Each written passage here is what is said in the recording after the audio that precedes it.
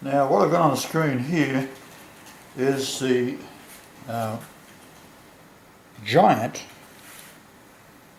This is in Genesis 6:4.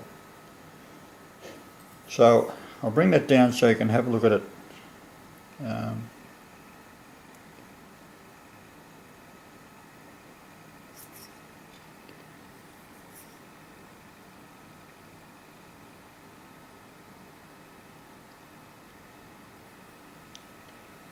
Saying, there were giants in the earth in those days, and also after that, when the sons of God came in unto the daughters of men, and they bare children to them, the same became mighty men, which were of old men of renown.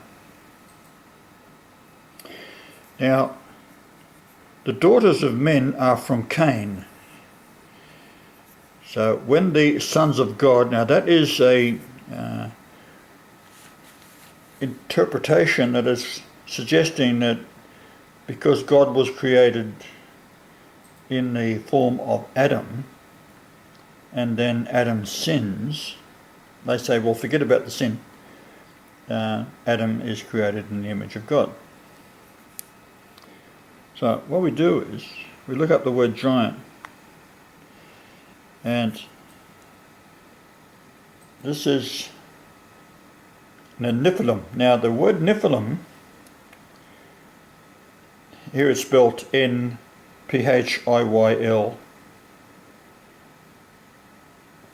Nephil, Hebrew, and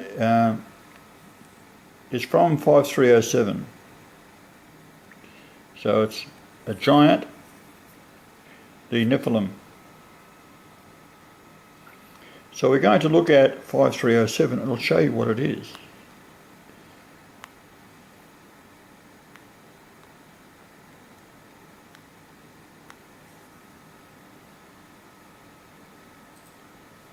So, to fail, fall down, cast down, fall away, divide, overthrow, rot, accepted, lie down, inferior. So let's go a little bit further. To fall, be cast down, to fall, of a violent death, to fall prostrate oneself, to fall upon, attack, desert, fall away, go away. So what does it all mean? Well, if Adam had not sinned, he wouldn't have died.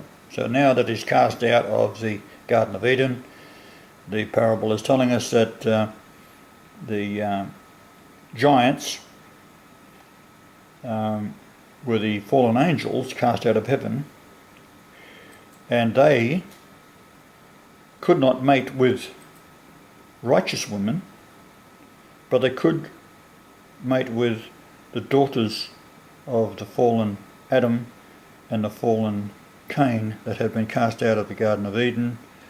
And so the parable is telling us that the Nephilim are the giants that mated with women that were descended of Adam via Cain, therefore evil. So,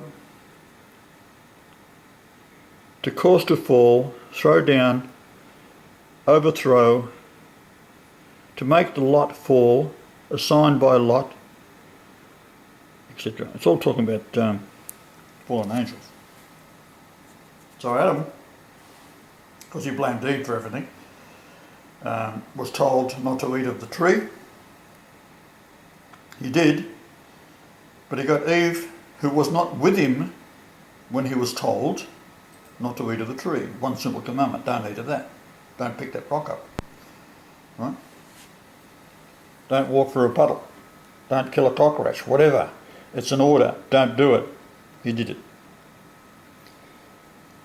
What's interesting is that all things to us are done in a prophetic way, and we get a man comes out from England, and his name's Adam. And at the back of the house here, he wants to build a garden so he can put in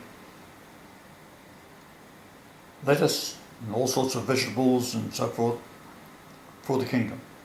In fact, it wasn't for the kingdom at all. What it was, Adam wanted to stay in Australia because he loves the place.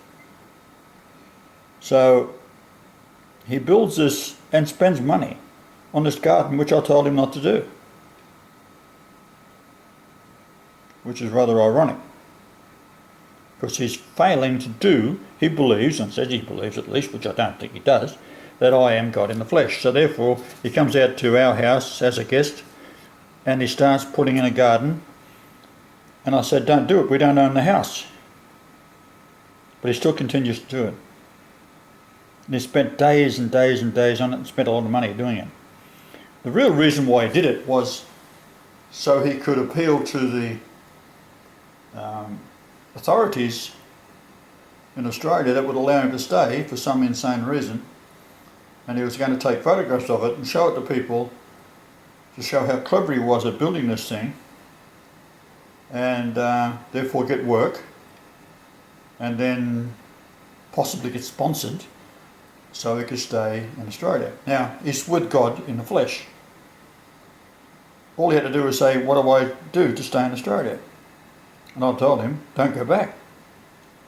I'm giving you the authority, and I'll put it in your passport, that God himself and the Australian authorities well know who I am, saying you can stay in Australia. So it was rather ironic that it was a fallen angel, if you like, speaking through Adam.